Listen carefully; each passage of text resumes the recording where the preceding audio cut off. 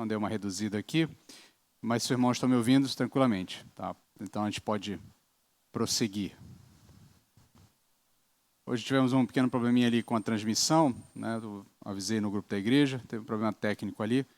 Então, a gente está só gravando a mensagem, a gente não está transmitindo o culto. Mas depois, se você quiser acompanhar a gravação, depois, para rever alguma coisa, você pode pegar, depois a gente vai publicar só a gravação no canal do YouTube da igreja. Nós vamos hoje finalizar a nossa série de mensagens na carta de Paulo aos Gálatas.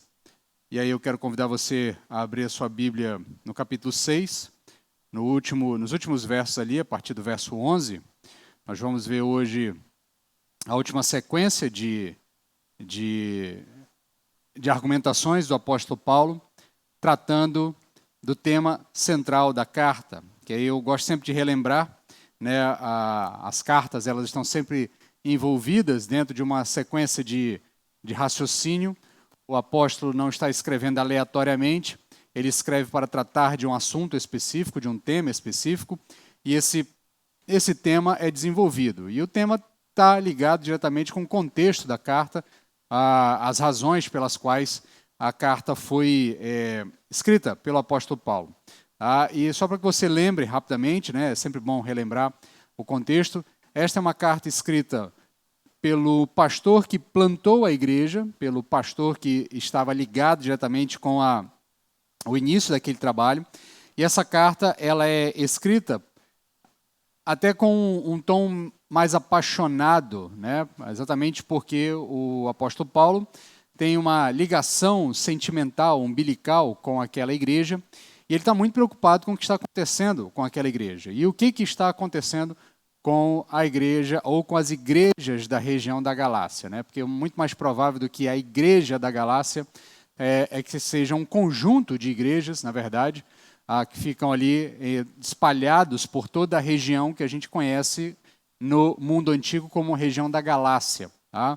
Toda essa região está ali em torno do Mediterrâneo, hoje do Mar Mediterrâneo, próximo ali de onde hoje é a Turquia, e ali na região que a gente chama de Macedônia. Né? Então, nesse processo, o que acontece?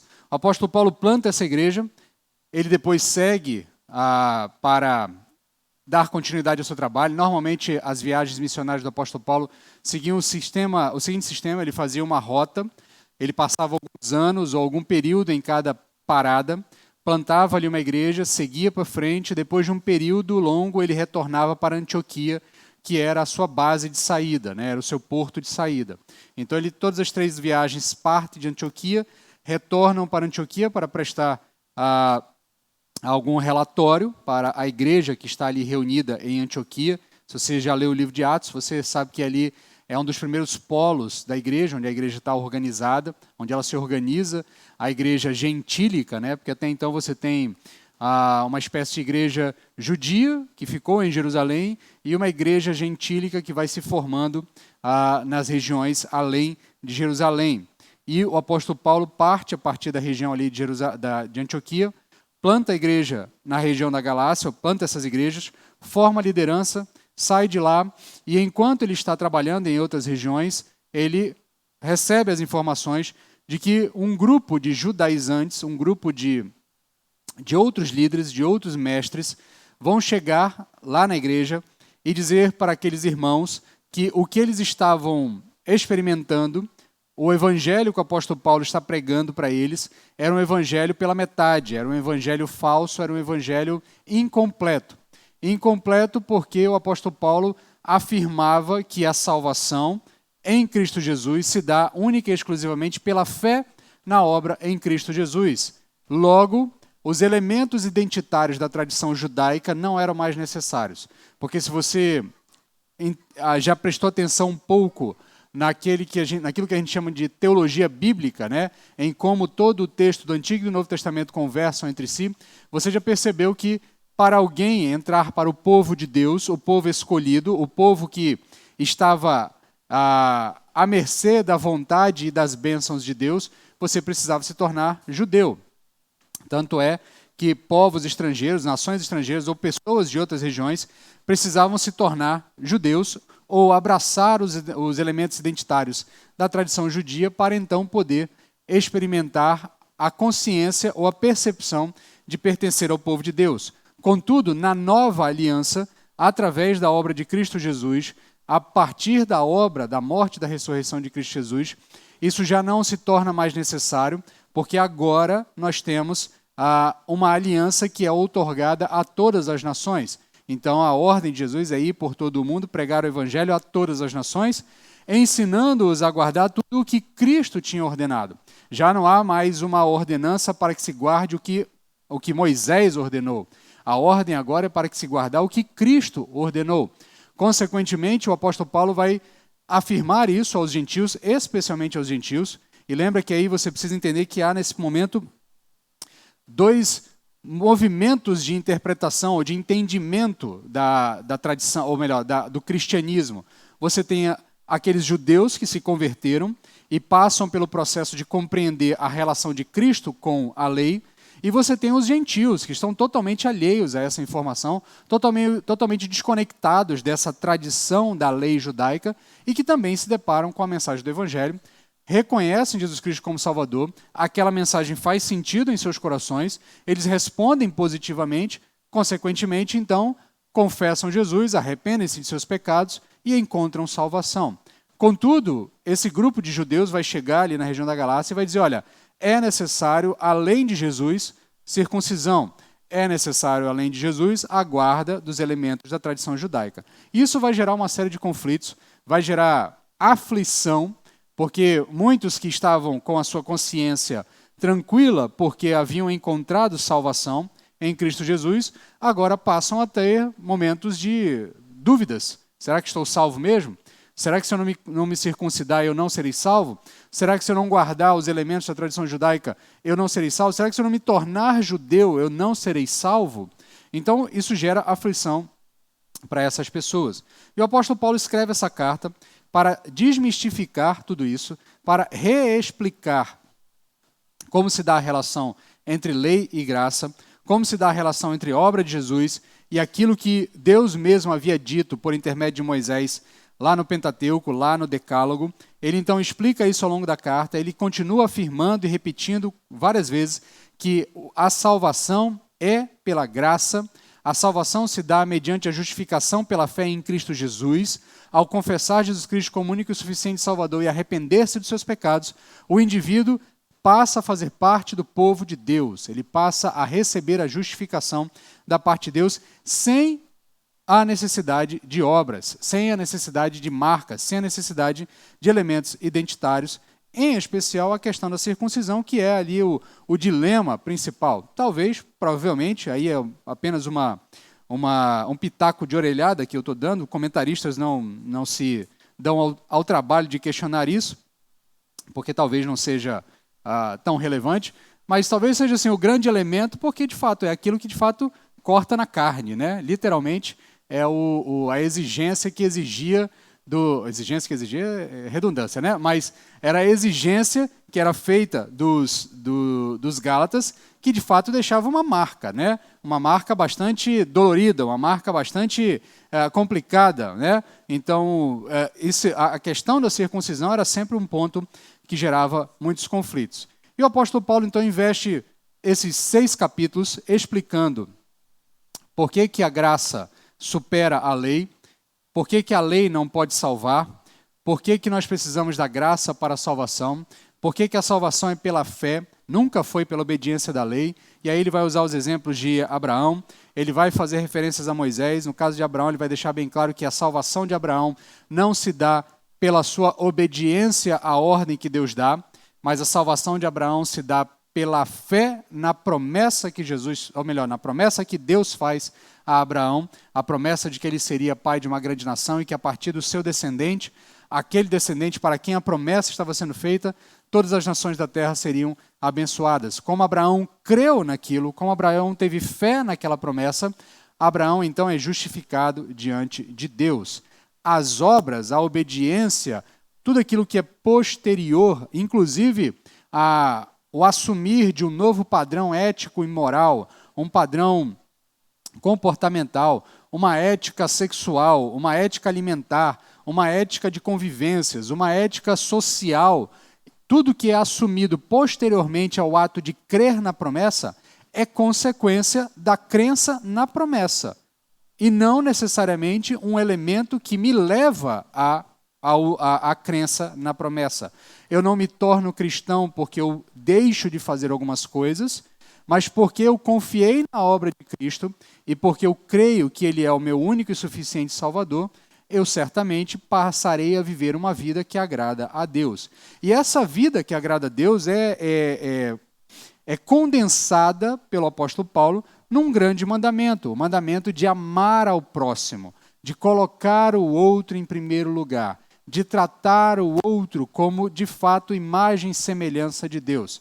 Ao longo das mensagens, eu chamei a atenção dos irmãos para o fato de que, em Cristo, a partir da nossa transformação e da nossa regeneração, nós, então, entendemos o que é ser gente de verdade, como é que alguém de verdade, uma pessoa de verdade, se comporta. E esse comportamento se dá a partir de olhar para o próximo não como um instrumento para a minha satisfação, mas olhar para o próximo como imagem e semelhança de Deus, objeto da minha preocupação. Por isso eu amo o próximo como amo a mim mesmo. Por isso eu não vivo mais para mim mesmo, eu vivo para o próximo. Esse é o padrão da vida daquele que foi transformado, que é fruto daquilo, fruto da fé que depositamos em Jesus Cristo. E aí o apóstolo Paulo vai encerrar, nos últimos capítulos, apontando para o fato de que essa jornada não é uma jornada fácil, contudo, nós não fazemos ela sozinhos, nós fazemos ela acompanhados pelo Espírito. Por isso ele encerra o último capítulo, capítulo 5, capítulo 6, desenvolvendo uma teologia da vida no Espírito. A vida no Espírito, a vida guiada pelo Espírito Santo, é essa vida que agrada a Deus, é a vida que coloca o outro em primeiro lugar, é a vida que ama o próximo como a si mesmo, ama a Deus acima de todas as coisas. Por isso, na vida do Espírito, as obras da carne não têm mais vez, passa então a existir o frutificar do Espírito na vida do indivíduo. À medida que o Espírito atua na vida do indivíduo, esse indivíduo se torna cada vez mais imagem e semelhança de Deus, restaura-se nele aquela imagem que foi sendo corrompida pelo pecado, e à medida que essa imagem é restaurada, esse indivíduo, ele ama, ele é longânimo, ele encontra paz, ele é benigno, ele é paciente, ele é amável, ele expõe, ele frutifica, ele torna visível, torna factível para as outras pessoas elementos que são naturais a bons relacionamentos. Um bom relacionamento é baseado certamente em amor, em paz, em longanimidade, em amabilidade, em bondade, em mansidão, em domínio próprio. E o apóstolo Paulo vai deixar claro que contra essas coisas não há lei. Não há necessidade de que eu imponha algum tipo de regra dizendo assim é que alguém deve se comportar. Porque esses mandamentos positivos são expectativas de um comportamento natural. Contudo, como nós somos seres caídos, nós precisamos de mandamentos negativos. Não faça isso, não faça aquilo, abstenha-se disso, não faça aquilo, para que nós possamos entender os limites da nossa própria existência e não invadamos, né, a existência do outro, não entremos na área do outro, não usemos aquilo que é do outro. Mas numa vida guiada pelo Espírito, o outro já não passa mais a ser instrumento para a minha satisfação, então eu posso viver uma boa vida com ele, guiada pelo Espírito, frutificando assim as ações do Espírito. E aí o apóstolo vai finalizar nos últimos versos agora, dando aqui algumas orientações finais, e ele, nessas orientações finais, ele meio que faz um resumão de tudo o que ele falou ao longo da carta, expondo, obviamente, agora para os Gálatas, essa necessidade deles estarem diante de duas opções. Nós, inclusive, em algum momento da série de mensagens, tivemos uma mensagem que o título era nesse sentido. Dois caminhos, são caminhos opostos. A vida baseada na obra, a tentativa de justificação pela obra e a tentativa de justificação e a vida de justificação pela fé são caminhos opostos. E aqui, mais uma vez, ele contrapõe duas opções. O verdadeiro evangelho contra o falso evangelho, sendo que os Gálatas precisam entender que o verdadeiro evangelho é o único evangelho que pode levar à salvação, porque Não há outro evangelho, nenhum outro evangelho, inclusive esse é o título geral da nossa série de mensagens. Qualquer outro evangelho é nenhum evangelho e nenhum evangelho pode levar à salvação a não ser o evangelho de nosso Senhor Jesus Cristo, esse evangelho que o apóstolo Paulo está pregando aos Gálatas. Feita aqui essa longa introdução, quero chamar a sua atenção para a leitura do texto. Leremos do verso 11 até o verso 18. O apóstolo Paulo então nos diz o seguinte: Vede com que grandes letras vos escrevo de próprio punho. Aqueles que desejam ostentação exterior vos obrigam a circuncidar-vos, somente para não serem perseguidos por causa da cruz de Cristo. Pois nem mesmo esses que se circuncidam guardam a lei, mas querem que vos circuncideis, para se orgulharem de vós em rituais físicos. Mas longe de mim orgulhar-me a não ser na cruz de nosso Senhor Jesus Cristo, pelo qual o mundo está crucificado para mim e eu para o mundo. Pois nem a circuncisão nem a incircuncisão são coisa alguma, mas sim o ser nova criação. Que a paz e misericórdia estejam sobre todos os que andarem conforme essa norma, e também sobre o Israel de Deus. Quanto ao restante, que ninguém me importune, pois trago no corpo as marcas do sofrimento de Jesus. Irmãos, a graça de nosso Senhor Jesus Cristo esteja com o vosso espírito. Amém. Senhor, abre nosso entendimento, queremos compreender a Tua palavra. Desvenda os nossos olhos, queremos Te ver. Destapa os nossos ouvidos, queremos ouvir a Tua palavra falando conosco nessa noite. Tem misericórdia de nós, molda-nos, transforma-nos, é o que te pedimos em nome de Jesus. Amém. Bem, meus queridos, então, nesses últimos versos, o apóstolo Paulo vai fazer aqui algumas ênfases novamente quanto à questão do comportamento do falso evangelho e do comportamento em relação ao verdadeiro evangelho. Ele começa aqui no verso 11 fazendo uma ênfase bastante pessoal. Ele diz, olha, vejam com que grandes letras eu estou lhes escrevendo de próprio punho. Tá? Por que o apóstolo Paulo insiste nisso? E aí atendendo aqui aos pedidos da irmã Ângela, de manhã eu já atendi um pouco, né, indicando uma filmografia. Né? E se você assistiu aquele filme Paulo, agora eu esqueci o subtítulo. Acho que é Apóstolo de Jesus, é isso. Paulo, Apóstolo de Jesus. Tá? É uma dessas produções de mais qualidade, né? Feita com os mesmos atores, com a mesma equipe que produziu ali A Paixão de Cristo, né? É o mesmo ator que faz Jesus, ele faz Lucas, né? E tem lá alguns atores relativamente conhecidos na produção. E você vai ver que em um determinado momento lá das cartas, né, que Paulo está preso, ele está escrevendo algumas cartas, o livro toma algumas liberdades, ou melhor, o filme toma algumas liberdades de reposicionar momentos históricos ali. Né? Não acontece exatamente nos mesmos dias, nos mesmos momentos ali. Ajeita o paletó. Tá. Pronto. Tá. Então, nesse processo, o Paulo está ali em algum momento escrevendo a carta, né? E quando ele está escrevendo, você vai ver lá em umas imagens ele escrevendo com letras bem grandes, assim, né? Em algum momento. Ali o filme está fazendo referência a essa passagem aqui de Gálatas. E por que Paulo está escrevendo isso? Ele escreve isso por algumas razões, tá?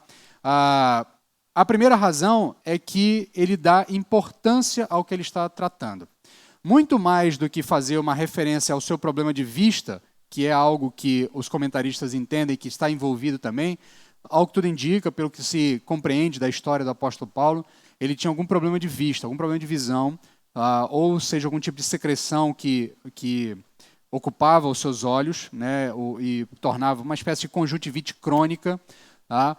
Ou talvez mesmo algum tipo de cegueira, algum tipo de problema com algum tipo de doença que tenha afetado a sua visão, mas o fato é que ele tinha a visão reduzida, ele tinha a visão diminuída, e obviamente uma pessoa que tem dificuldade de vista, ela vai ter dificuldade de escrita também, e aí muitos comentaristas olham para esse texto, muitas pessoas até olham para esse texto e pensam apenas nisso, mas vai muito além disso. O apóstolo Paulo chama a atenção porque ele está preocupado com o tema, com o conteúdo, com o assunto que está sendo tratado.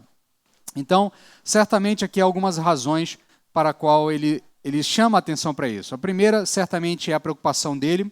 A outra razão é porque ele está certamente deixando claro que aquilo foi ele mesmo que escreveu, para evitar falsificações. Tá? E uma terceira razão é para demonstrar o seu compromisso pessoal com aquela mensagem, com tudo aquilo que está sendo defendido ao longo daquela carta. Ele tem um compromisso com aquela informação, com aquele evangelho, o evangelho que é baseado na fé e na graça em nosso Senhor Jesus Cristo. Certamente tem a ver com o problema de visão dele, mas o ponto crucial aqui é que o evangelho não é assunto para letras pequenas ou sutilezas, mas ele é assunto para declarações claras e inequívocas. O apóstolo Paulo insiste ao longo da carta em declarações claras. A salvação é pela graça, e o evangelho que produz salvação é o evangelho que anuncia salvação pela graça. Qualquer outro evangelho que anuncie qualquer outro tipo de salvação que não seja pela graça, não produzirá salvação.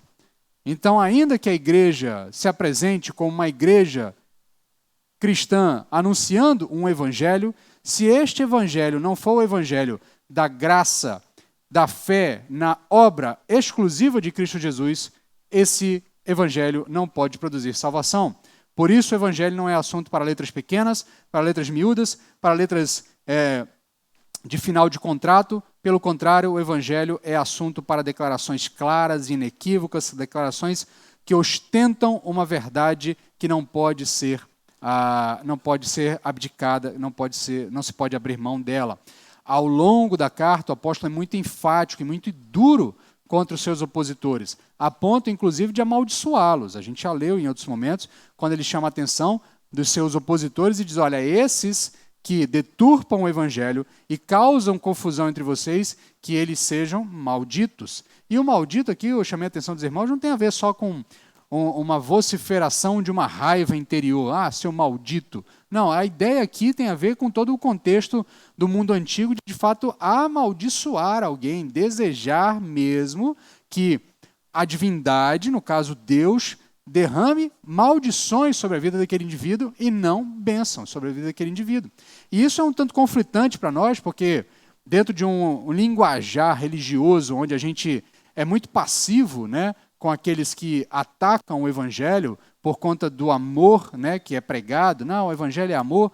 De fato, o evangelho é amor, mas todo aquele que fere o evangelho, todo aquele que falsifica o evangelho, todo aquele que deturpa o evangelho e por conta da sua deturpação desvia pessoas da verdade do evangelho, esse indivíduo, ele é objeto da ira de Deus. Ele é objeto da maldição divina. Ele é objeto do furor de Deus. Porque o evangelho, meus irmãos, para não me delongar muito, porque ainda tem outras coisas para a gente tratar no assunto aqui, mas o evangelho, meus irmãos, é o poder de Deus para a salvação do indivíduo incrédulo. Se esse elemento, o evangelho, for deturpado, como é que indivíduos incrédulos serão salvos? Então, por isso o apóstolo Paulo tem tanta paixão no que ele está tratando aqui. Ele tem tanta preocupação. Não pode deturpar o evangelho. Porque se eu deturpo o evangelho, eu vou estar impedindo que alguém chegue à salvação. Porque a verdade não chegará a ele. A mensagem que transforma não chegará a esse indivíduo. E esse indivíduo certamente não vai se converter, porque ele não foi objeto da pregação do evangelho, o evangelho não chegou ao seu coração, e o que pode convencer alguém do pecado, da justiça e do juízo é a ação do Espírito Santo mediante o evangelho pregado. Ninguém se converte olhando para a árvore. As pessoas se convertem ao ouvirem a palavra, ao ouvirem o evangelho, ao ouvirem o anúncio. Por isso o apóstolo Paulo insiste isso aos romanos. Ele vai dizer, olha, como é que vão se converter se não há quem pregue? Como é que vai haver salvação se a gente não enviar as pessoas para pregarem? Porque a pregação, ou melhor, a salvação vem pelo ouvir. E o ouvir, a palavra. O ouvir esta mensagem. Então, isso é muito caro para o apóstolo Paulo, há uma preocupação muito grande. E aí ele continua no verso 12 e 13, agora falando da motivação dos falsos mestres. Aqueles que desejam ostentação exterior vos obrigaram a circuncidar-vos, somente para não serem perseguidos por causa da cruz de Cristo. Aqui ele desmascara, ele ao longo da carta, ele foi cirúrgico em defender os pontos, como se tivesse um debate, né? E segue também um padrão de debates por material escrito. Os seus opositores faziam acusações e ele vai refutando as acusações ao longo da sua escrita, ao longo da carta. Então ele explica que a lei não pode salvar, porque a lei serve como aio, ela serve como um guia, como um pedagogo que nos leva até Jesus Cristo, que demonstra a nossa incapacidade. Ele explica que a salvação nunca foi pela obra, porque Abraão, que é o pai do povo judeu, não foi salvo pelas obras, ele foi salvo pela fé. Ele vai explicar que sempre foi a fé. Ele vai explicar que a lei aprisiona, que a lei, na verdade, nos demonstra que nós estamos presos em um cativeiro, que nós só podemos sair de lá mediante a graça. E ele vai explicando, debatendo e refutando. Mas, no fim das contas, aqui nos momentos finais, ele desmascara a razão pela qual esses homens estavam fazendo aquelas deturpações. Ele vai deixar claro, olha, esses homens estão obrigando você a circuncidar porque eles não querem ser perseguidos por causa da cruz de Cristo. Pois nem mesmo esses que circuncidam guardam a lei, mas querem que vos circuncideis para se orgulharem de vós em rituais físicos. Então Paulo expõe aqui as verdadeiras motivações dos falsos mestres, revelando 3 problemas fundamentais. O primeiro, esses homens estavam preocupados com a aparência. E aqui a expressão que o apóstolo vai usar, ostentação exterior, revela que a prioridade daqueles homens eram questões externas, superficiais, focadas no que podia ser visto e aprovado pelos outros. Nada muito diferente do que a gente enfrenta nos tempos atuais, né? Você tem muitos movimentos religiosos que vivem muito mais de aparência do que propriamente de uma transformação genuína. E esse tem que ser sempre uma grande preocupação, porque sim, em um certo sentido, nós demonstramos ao mundo a transformação que experimentamos pelo novo viver, por ser nova criatura. Ele vai falar disso mais para frente. A nova criação tem um novo comportamento, tem um novo padrão moral, tem um novo padrão ético, tem um novo padrão de relacionamentos, tem um novo padrão de vida. Ele ama o próximo acima de todo, ele ama o próximo como a si mesmo e ama a Deus acima de todas as coisas. Há uma mudança óbvia de comportamento. Contudo, a nossa preocupação precisa ser se nós estamos mais focados em criar uma casca exterior que aparente que nós mudamos, ou se de fato a nossa mudança de comportamento é mudança de interior, é uma mudança interna que produz uma mudança externa. Então esses homens estavam mais preocupados com a aparência. Em segundo lugar, eles estavam motivados pelo medo da perseguição. E aí, para a gente ter um pouquinho de contexto histórico aqui, nesse momento você já tem alguma perseguição dentro das tradições judaicas, dentro do ambiente judeu. Tá? A igreja está sofrendo alguma perseguição, especialmente os gentios que haviam se convertido, vão experimentar mais isso do que os judeus que se converteram. Você vai ver lá no livro de Atos que fica um núcleo da igreja em Jerusalém, que é composta basicamente por judeus, e o núcleo que é composto por judeus gentios, ele acaba indo para Antioquia por conta das perseguições. Então, com medo da perseguição, muitos haviam dizer, quanto mais judeu a gente se parecer, menos problemas a gente vai ter. Quanto mais dos elementos da tradição judaica a gente guardar, mais fácil a gente vai parecer judeu, e aí não vão identificar a gente, porque todo mundo adora teoricamente o mesmo Deus, está todo mundo envolto numa espécie de culto semelhante, então a perseguição não chegará a nós. E de novo, mais uma vez, nada diferente do mau comportamento, às vezes, que a gente vê em dias modernos. Muitas vezes a igreja tenta se aparentar com o mundo a fim de evitar a perseguição do mundo, para que as pessoas não nos acusem de sermos sectários, separadores, pessoas que têm um padrão ético sexual muito rígido, retrógrado, ou então visões sobre identidade, sobre personalidade, sobre comportamento retrógrados. Então a gente começa a diluir isso, começa a misturar as coisas, começa a ir reduzindo as barreiras a fim de evitar a perseguição. E, meus irmãos, o Senhor nos disse uma palavra que é talvez um dos versos mais duros de você entender. As pessoas gostam muito das boas palavras de Jesus, Sermão do Monte, dar outra face, perdoar, amar ao próximo, todos esses elementos de boa relação. Mas a gente se esquece que Cristo disse, olha, meus queridos, no mundo vocês vão ter aflições. No mundo vocês serão perseguidos. e vocês serão perseguidos por causa do meu nome. Porque estar atrelado a Jesus é estar separado do padrão ético do mundo, do padrão de comportamento do mundo, é estar em uma outra realidade. Hoje de manhã falamos sobre identidade da igreja através do batismo como um passaporte. Nós não somos daqui, nós somos de um outro reino, temos uma outra realidade, um outro comportamento, um outro padrão moral, um outro padrão ético. Nós temos outros elementos que são importantes para nós. Nós temos uma outra relação de hierarquia. Ainda que nós reconheçamos as autoridades desse mundo, não há autoridade para nós acima de Jesus Cristo. Nós somos o povo a quem Deus uniu. Nós somos o povo de Deus. Nós somos reinados, nós somos governados por Cristo Jesus.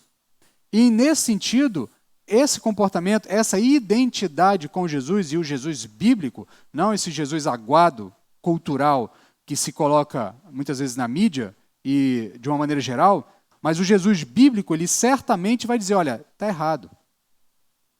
Jesus não odeia o pecador, mas Jesus olha para o pecador e diz assim, vai e não peques mais.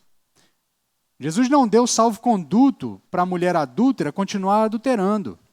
Pelo contrário, ele chama a atenção dela. Ele diz, olha, não peques mais. Não faça mais isso, está errado. Então, no mundo daqueles que estão identificados com Jesus, tem certo e tem errado. E no mundo, de maneira geral, o que se prega é que não existe certo e errado. Existe tons de cinza. Existem elementos cinzas entre um ponto e outro. Nada é preto nem branco. Tudo é meio cinza. Então as coisas ou são mais ou menos certas ou mais ou menos erradas. Aí depende da sua perspectiva, da sua visão, do seu ponto de vista. Para um, isso pode ser certo, para outro pode ser errado. Tá? E aí, com isso, nós vamos muitas vezes, por medo da perseguição, diminuindo as barreiras e nós vamos nos preocupando muito mais com uma aparência do que propriamente com o elemento central do Evangelho. A terceira razão é que esses homens, obviamente, desejavam gloriar-se em conquistas. No versículo 13, o apóstolo vai revelar a hipocrisia deles. Nem mesmo eles cumpriam toda a lei, mas exigiam a circuncisão dos gentios. O apóstolo Paulo diz para aqueles homens que eles não cumpriam a lei, porque, de fato, e o apóstolo Paulo nem precisa conhecer esses homens. O texto não nos diz, a gente pode fazer inferências. Provavelmente o apóstolo Paulo sabia com quem estava lidando, quem eram as pessoas com quem ele estava debatendo, mas o fato é que o apóstolo Paulo tem consciência de que é impossível para um indivíduo cumprir toda a lei. É impossível para um indivíduo cumprir toda a lei. Então, a partir da perspectiva de que ele tem consciência de que é impossível para um indivíduo cumprir toda a lei, ele vai dizer, olha, eles estão exigindo de vocês que cumpram a lei, mas eles mesmos não cumprem a lei. Eles escolhem o que cumprir. Eles cumprem aquilo que os outros podem ver, mas as pequenas coisas, certamente eles não cumprem. Jesus Cristo teve o mesmo tipo de embate com os fariseus, dizendo, olha, vocês exigem uma série de coisas, vocês exigem que as pessoas façam uma série de coisas, vocês exigem dízimo das coisas menores, mas aquilo que foi ordenado a vocês, vocês não fazem. O honrar o pai e a mãe que vocês deveriam fazer, vocês não fazem. Os estudiosos históricos, os analistas, os comentaristas bíblicos, olhando os escritos daquele período, vão perceber que há uma série de subterfúgios que aqueles grupos religiosos utilizavam para irem se livrando de obrigações e se livrando até mesmo de forma legal. Tá? De novo, nada de novo. Né? É a pessoa fazendo errado, usando a lei para dizer que está fazendo certo. Né? Nada que a gente não veja em tempos modernos. Mas o que acontecia é que muitos deles, para evitar algumas obrigações, especialmente obrigações para com os seus genitores, eles então faziam outras obrigações menores e mais fáceis para se livrar das obrigações em relação ao mandamento de honrar pai e mãe. E aí Jesus confronta os fariseus, chama eles de hipócritas, e mais uma vez aqui o apóstolo Paulo, de novo, no embate com o mesmo tipo de percepção, diz, olha, isso é hipocrisia. Exigir que você se circuncide sem que o indivíduo guarde toda a lei é hipocrisia. Porque uma coisa é você exigir do indivíduo uma marca física momentânea, se você mesmo não consegue cumprir todas as exigências da lei, você está só infligindo dor e sofrimento ao outro. Em suma, esses falsos mestres estavam promovendo um evangelho distorcido por motivações impuras, aparência exterior e especialmente medo da perseguição e um desejo por glória pessoal. No fim das contas, o que aqueles homens queriam dizer assim, olha, vejam quantos gentios nós circuncidamos e trouxemos para a lei de Moisés. No fim das contas, eles queriam apenas ostentar em cima daqueles homens, em cima daqueles irmãos ali em Gálatas. O evangelho deles era, na verdade, um evangelho antropocêntrico, centrado no homem e nas suas obras, nas obras humanas. O apóstolo continua no verso 14 e 15, chamando a atenção agora para a glória na cruz de Cristo. Verso 14 e 15, mas longe de mim orgulhar-me, a não ser na cruz do nosso Senhor Jesus Cristo, pelo qual o mundo está crucificado para mim e eu para o mundo. Pois nem a circuncisão, nem a incircuncisão são coisa alguma, mas sim o ser nova criação. Em contraste aos falsos mestres, Paulo declara a fonte da sua glória. Enquanto aqueles homens queriam gloriar-se nas suas conquistas, olha, vejam quantos indivíduos nós convertemos ao judaísmo e por conta disso eles se circuncidaram, estão guardando a lei, então nós somos aqueles que estão evangelizando esse mundo gentílico a partir da perspectiva da obediência da lei. Então eles queriam se orgulhar das suas ações. Olha quantas obras nós estamos fazendo. O apóstolo Paulo, em contraste, diz, olha, a única fonte de glória para mim é a cruz de Cristo. Se aqueles homens queriam fugir do escândalo da cruz, fugir da perseguição, fugir de uma relação de oposição quanto ao status quo religioso do seu tempo, que certamente lhes levaria a um estado de perseguição. Por isso o apóstolo Paulo chama do escândalo da cruz. Por isso o apóstolo Paulo vai dizer que a cruz é loucura. Por isso o apóstolo Paulo vai dizer que a cruz ela é loucura para os homens, mas é sabedoria para Deus. Então, nesse sentido, em contraste com esses homens, o que o apóstolo Paulo diz? A minha glória é a cruz. A única glória que eu tenho é a cruz. E nesse sentido, meus queridos, a única glória que nós vamos encontrar de fato, nesta caminhada de fé, até estarmos, em definitivo, com o nosso Senhor Jesus Cristo, é a cruz. A única coisa na que nós podemos nos agarrar, não apenas como um objeto para a salvação, mas para dar sentido para a nossa realidade, é a cruz. A cruz é que transforma a nossa existência. A cruz é que transforma a nossa realidade. Então, Paulo declara que a única fonte da sua glória é a cruz de Cristo. E essa declaração é revolucionária em vários níveis. Primeiro, teologicamente, Paulo reconhece que somente a obra de Cristo na cruz é suficiente para a salvação. Paulo está atrelando que, olha, se você quer algum tipo de reconhecimento divino, porque a glória que aqueles homens procuram é reconhecimento divino. Se você quer algum tipo de reconhecimento divino, a única forma de você ter reconhecimento divino, de Deus conhecer você, é por intermédio da cruz.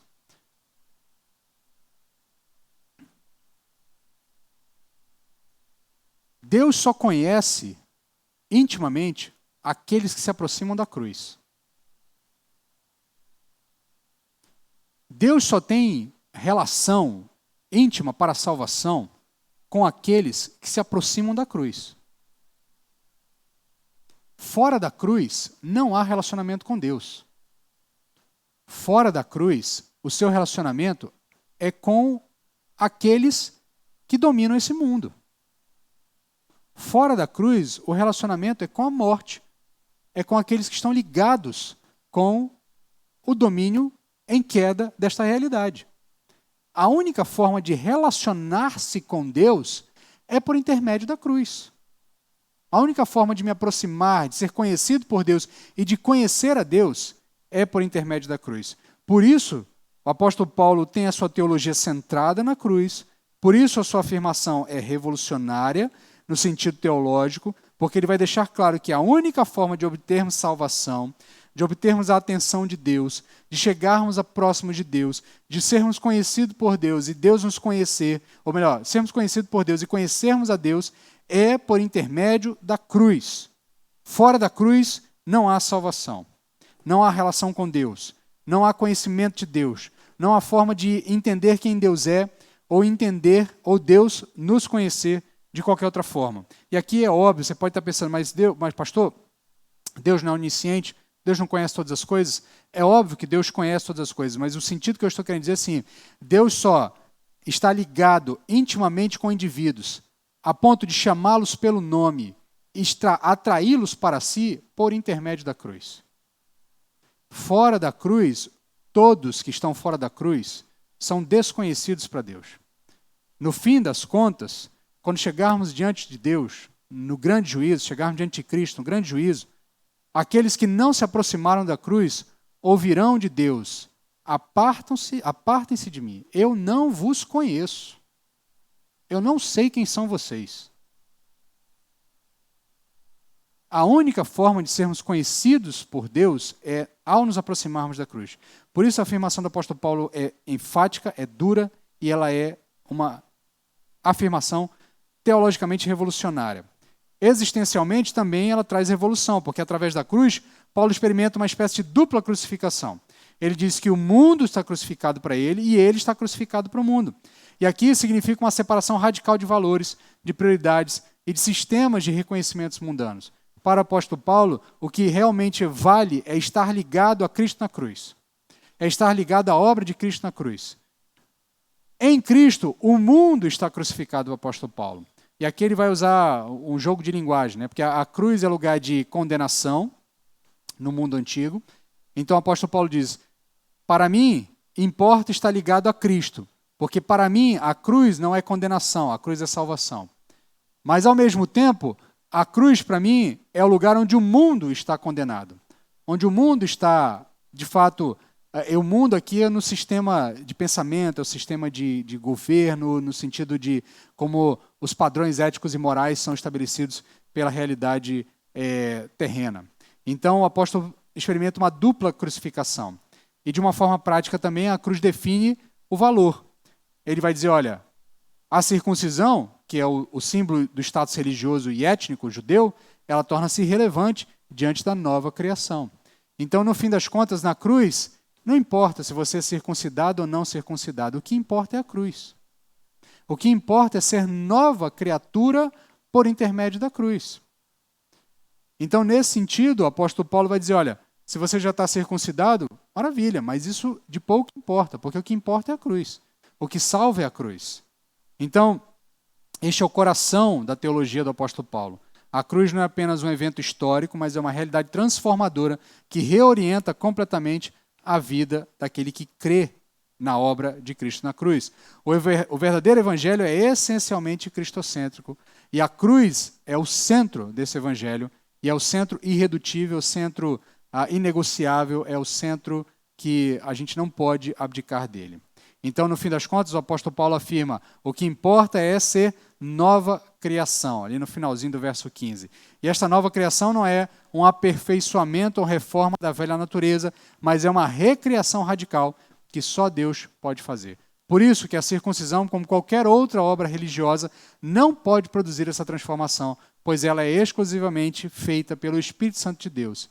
A cruz, aqueles que se aproximam da cruz, aqueles que, como nós cantamos, né, são atraídos pela cruz, respondem ao chamado da cruz, esses são regenerados pelo Espírito Santo de Deus. E ao serem regenerados pelo Espírito Santo de Deus, eles são transformados em nova criação.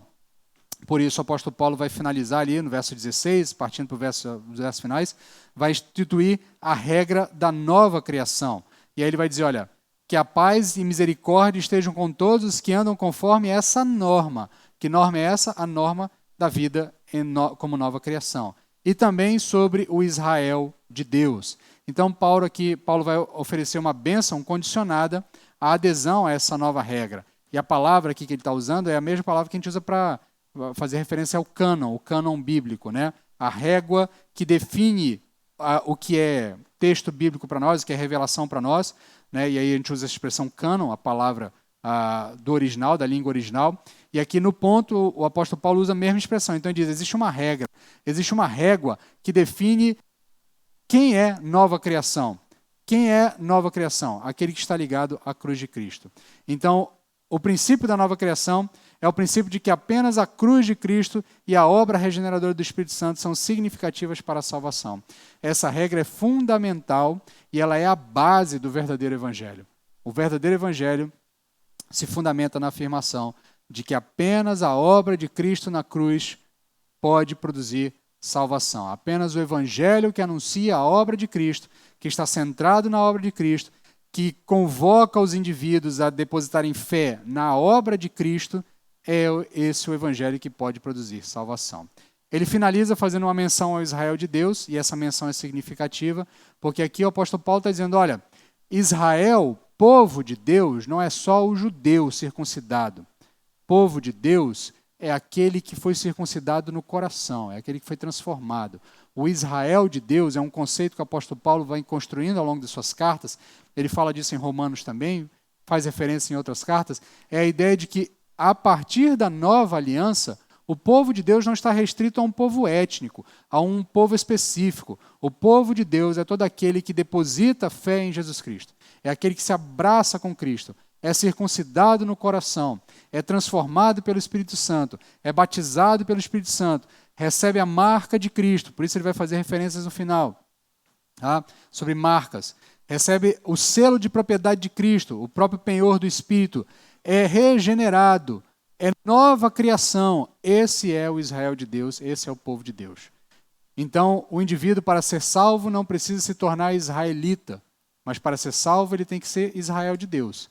E para ser Israel de Deus, ele tem que confessar Jesus Cristo como único e suficiente Salvador, depositar nele a sua fé. Por isso o apóstolo Paulo pode desejar a esses homens paz e misericórdia para todos aqueles que são nova criação. Ele finaliza então falando das marcas de Jesus, verso 17 e verso 18. Quanto ao restante, que ninguém me importune, pois trago no corpo as marcas do sofrimento de Jesus. Irmãos, a graça de nosso Senhor Jesus Cristo esteja com o vosso espírito. Amém.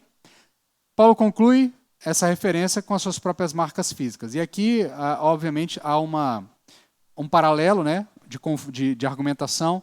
Enquanto os seus opositores estavam exigindo uma marca física nas pessoas, né, para demonstrar que elas eram salvas, né, a marca da circuncisão, o apóstolo Paulo diz, olha, não me importune, porque eu tenho marcas.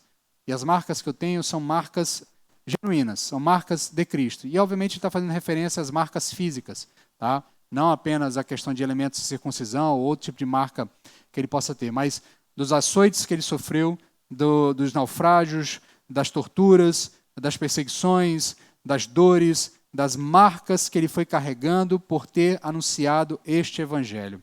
Então, Paulo vai concluir com uma referência às suas próprias marcas físicas, provavelmente cicatrizes das muitas perseguições por causa do evangelho. E aqui, de novo, ele está contrastando com a hipocrisia dos seus opositores. Enquanto os opositores procuram fazer essas coisas para fugir da perseguição, o apóstolo Paulo abraça a perseguição porque ele entende que a perseguição faz parte do processo, ele segue no caminho, ainda que haja perseguição, e guarda em si as marcas dessa perseguição.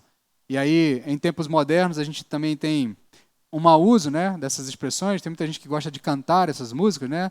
Trago em mim as marcas de Cristo, essas coisas. Não tenho nada contra a música, não. Eu só acho que as pessoas cantam sem meditar no real sentido do que o apóstolo Paulo está dizendo, né? Qualquer perseguiçãozinha, a gente já começa a reclamar, já começa a chiar, já começa a achar ruim. Qualquer tipo de exigência um pouco mais de comprometimento com a obra e com o padrão de vida da nova criação, a gente já começa a achar ruim, e aí a gente quer cantar que traga as marcas de Cristo. Você quer cantar que tem as marcas de Cristo? Olhe para o apóstolo Paulo. Entenda que esse é o comportamento que, de fato, produz marcas, um comportamento de comprometimento com o verdadeiro evangelho. Então, o apóstolo Paulo, em contraste com as marcas da circuncisão exigidas pelos falsos mestres, ele apresenta as marcas do sofrimento por Cristo como seu verdadeiro distintivo. E essa declaração é muito poderosa, porque enquanto os outros evitavam a perseguição, o apóstolo Paulo abraça a perseguição, traz as marcas da perseguição e diz assim, isso aqui é que é a verdadeira marca do cristão, a verdadeira marca do salvo. Aquele que, ainda que haja embate, ainda que haja perseguição, ainda que ele tenha marcas no corpo, ele não vai abrir mão deste verdadeiro evangelho. Nós vivemos em um país de liberdade religiosa. Ainda que haja algum tipo de perseguição intelectual à fé cristã, talvez uma perseguição ideológica aqui, a gente não tem ideia do que é perseguição. Nós não sabemos o que de fato é carregar as marcas de Cristo no mesmo sentido que o apóstolo Paulo falou. Contudo, meus irmãos, aí fazendo aqui apenas uma projeção escatológica, e eu não sei você, mas o grande dilema meu grande dilema na vida, na caminhada cristã, é pensar na volta de Cristo. Porque se por um lado, como diz a música do Logos, eu queria muito ver o céu se abrir e ver o meu Senhor descer, eu sei que o caminho até lá é um caminho duro.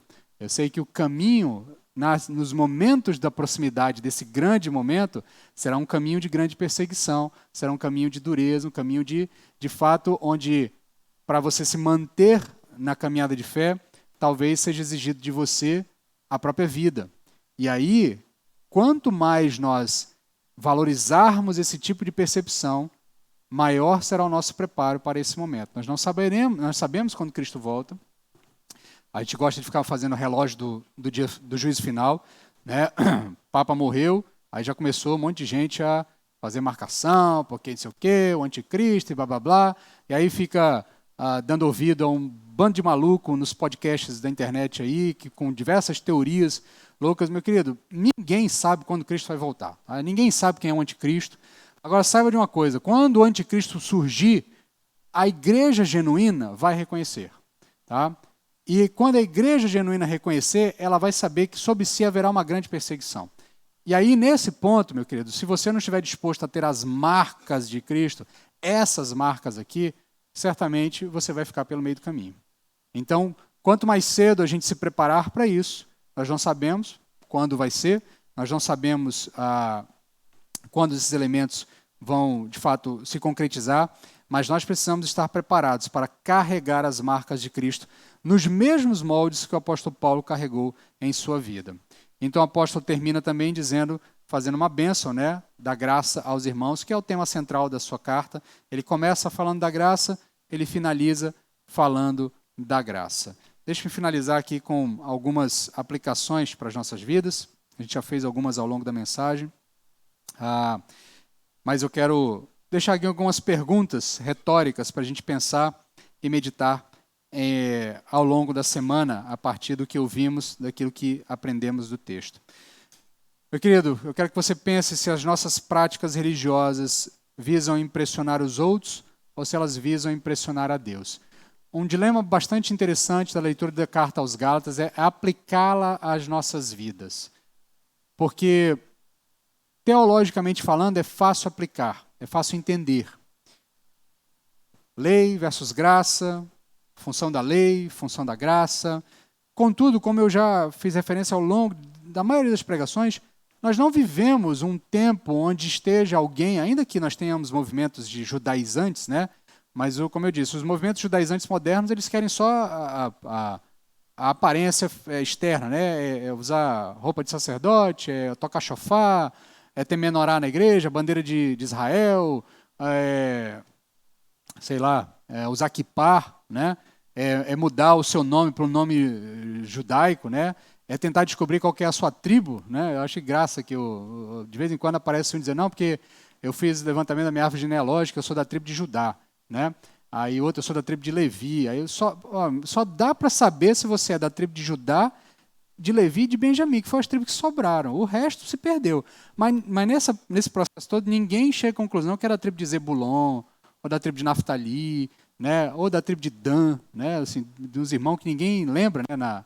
Na história. Todo mundo só quer ser da tribo de Judá, porque é a tribo de Jesus, é a tribo do rei, né? Ou então na tribo de Levi, porque é do pessoal do louvor, né? Quer ser levita, né? Levita é só se levantar, né, do chão. Mas o ponto é que, nesse processo, a gente não vive essa experiência de alguém chegar e dizer assim, olha, para você ser salvo, você tem que se circuncidar. Para você ser salvo, você tem que guardar o sábado. A gente, com muita facilidade, rejeita os ensinos adventistas, os ensinos dos testemunhos de Jeová. A gente tem uma certa facilidade, mas enquanto a gente tem facilidade com essas questões, outras questões vão se tornando falso evangelho. A gente vai pregando um evangelho de moralidade, a gente vai dizendo que a pessoa, para se converter, tem que fazer isso, tem que fazer aquilo, para, de fato, mostrar que é crente. Ela só é crente se ela se veste assim, se ela se comporta assado, se ela fala isso, se ela não fala aquilo, se ela come isso ou não come aquilo, se ela bebe isso ou não bebe aquilo. Então, a gente começa a criar uma série de regrinhas que, na verdade, a gente aparenta estar mais preocupado em impressionar outros do que impressionar a Deus. O evangelho que causa arrependimento, que exige, que demanda confissão de pecados, que demanda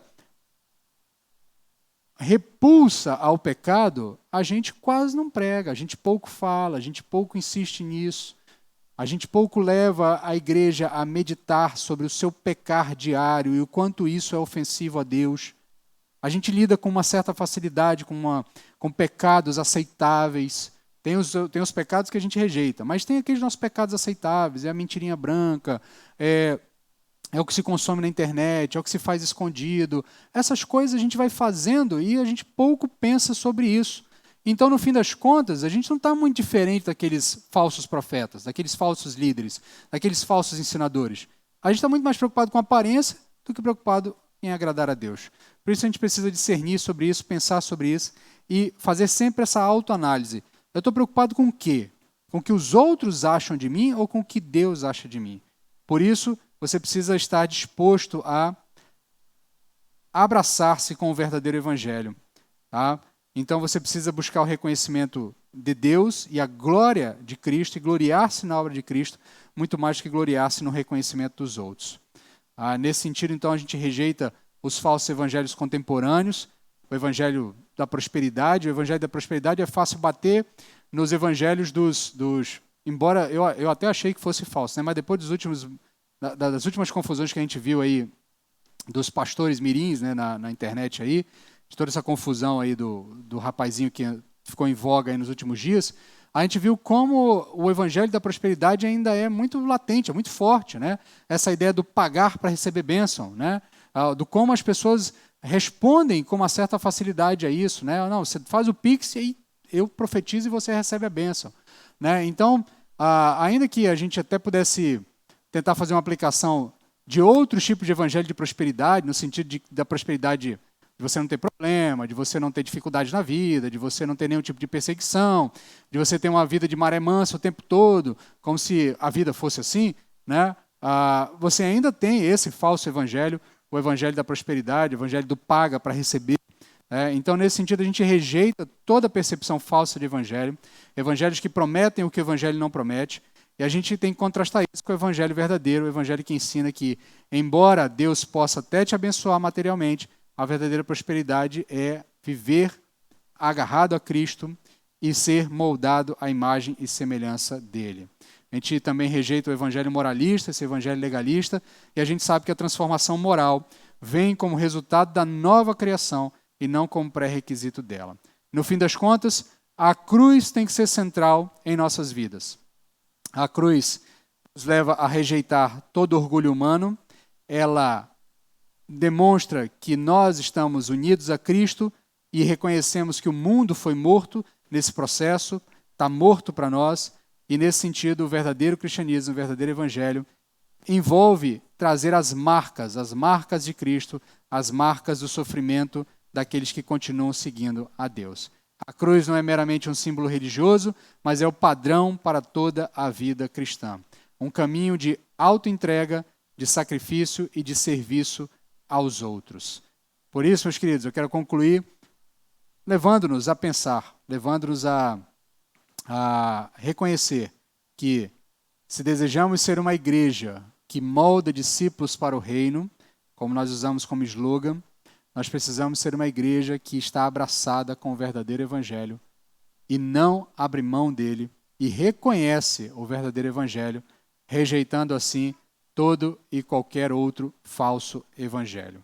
Em um mundo onde proliferam versões diluídas e distorcidas do evangelho, a palavra final do apóstolo Paulo ressoa como um convite urgente: voltar à simplicidade e ao poder da cruz, onde encontramos não apenas perdão, mas transformação completa em uma nova criação. Que Deus aplique aos nossos corações, que Ele nos ensine, que Ele nos molde e que Ele nos transforme. Quero convidar você a orar agora para encerrarmos. Senhor, socorre-nos, Pai, porque precisamos de Ti para vivenciarmos o verdadeiro Evangelho. Ajuda-nos, Pai, a não sermos enganados ou seduzidos, como o próprio apóstolo Paulo chama a atenção no começo da carta, por outras mensagens que não sejam a mensagem do verdadeiro Evangelho. Ajuda-nos a amar a cruz acima de todas as coisas e a nos identificarmos com ela. Sabermos que lá é que fomos transformados de verdade.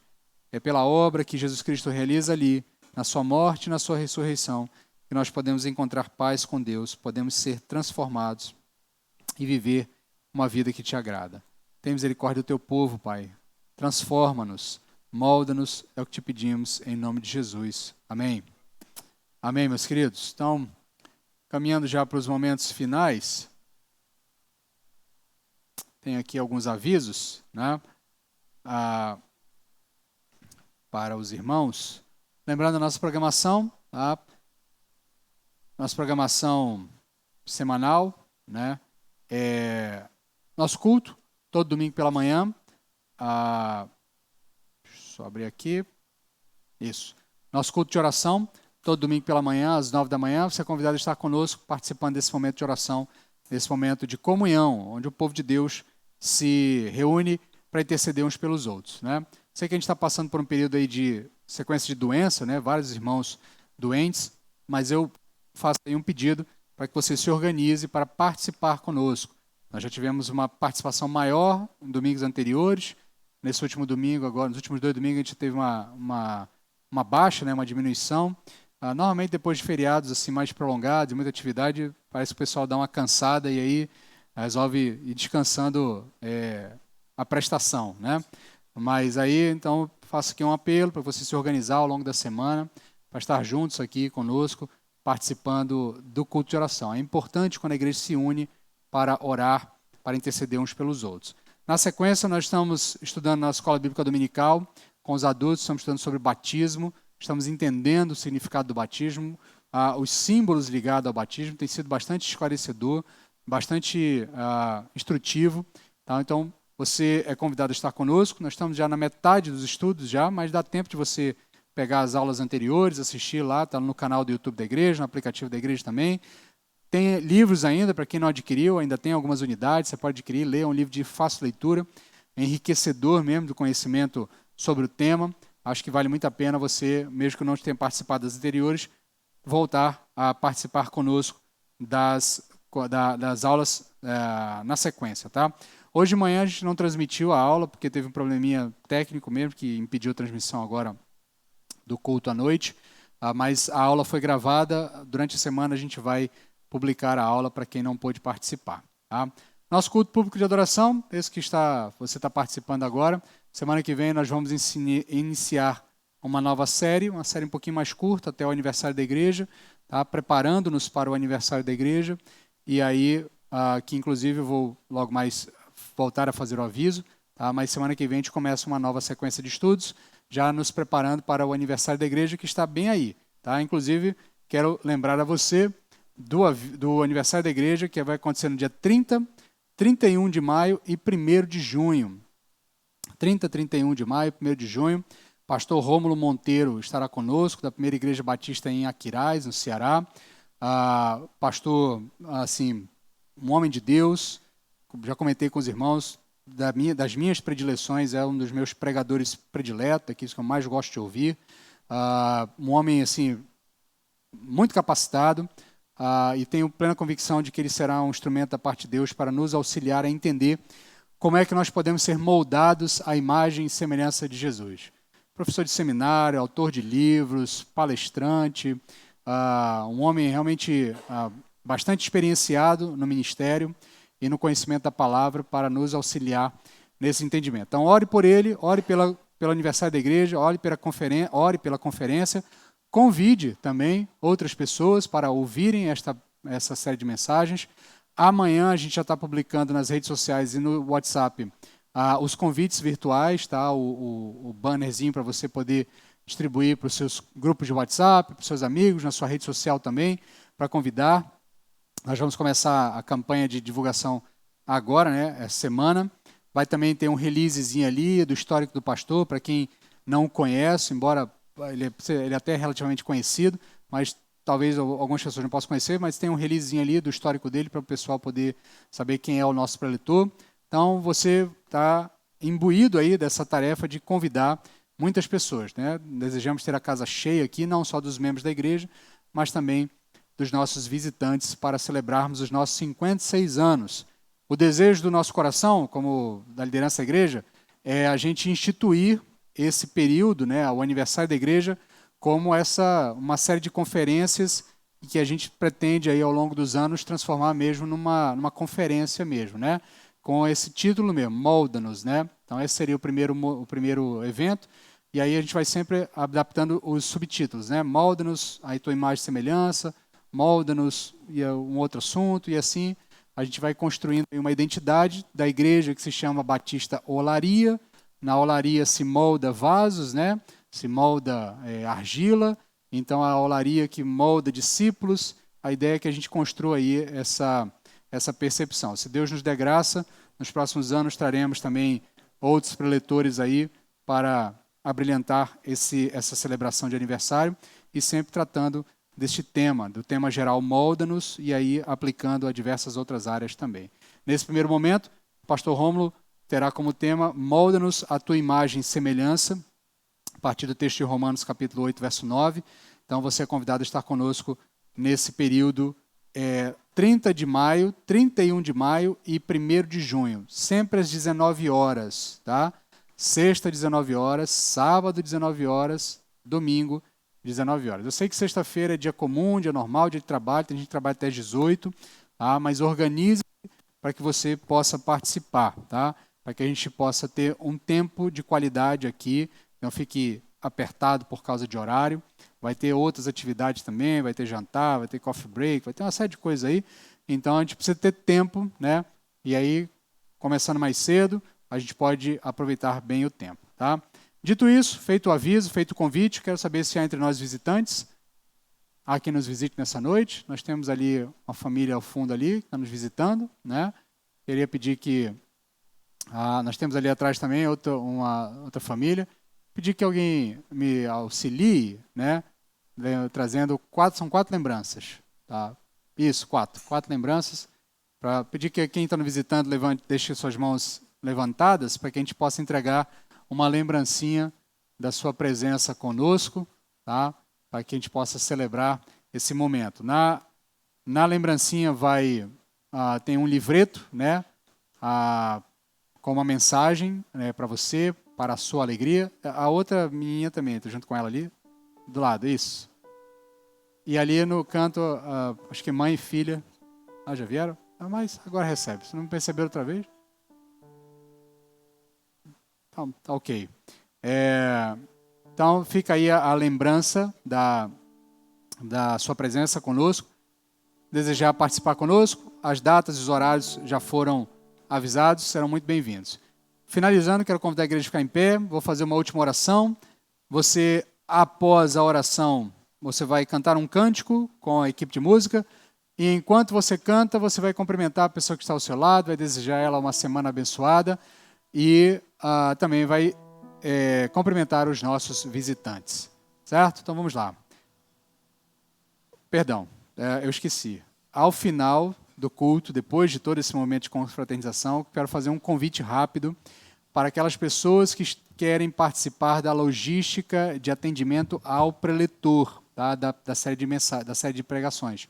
A gente vai precisar da ajuda de alguns irmãos para dividir aqui algumas tarefinhas, quem vai levá-lo para algum lugar, quem vai ficar com ele no dia tal. Então, aqueles irmãos aqui da igreja, os membros, que quiserem participar, aguarda aqui na frente comigo para a gente poder fazer divisão aqui, fazer divisão dos eventos aqui. Não precisa ser só uma família, pode ser mais de uma família juntos. O importante é a gente dividir aqui. A gente já tem aqui um esqueleto já de como é que vai ser mais ou menos, e aí eu preciso dividir as tarefas com essas famílias, com os irmãos. Então, aqueles que desejam, só permanece aqui na frente, 10, 15 minutinhos, a gente resolve isso rapidinho. Certo? Vamos orar então. Senhor, que o amor de Deus, o nosso Pai, que a graça de nosso Senhor Jesus Cristo e as consolações do Teu Santo Espírito estejam com o povo de Deus, hoje e para todos sempre. Amém. Amém, meus irmãos. Então, vamos em paz, cumprimente a pessoa que está do seu lado, vamos celebrar a semana que o Senhor nos dá.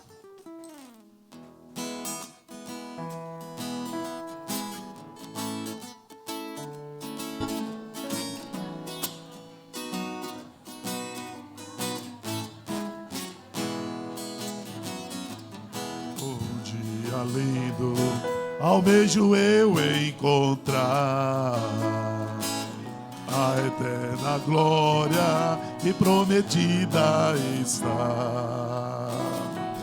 Doce alegria posso então eu sentir, pois Jesus Cristo já está por vir.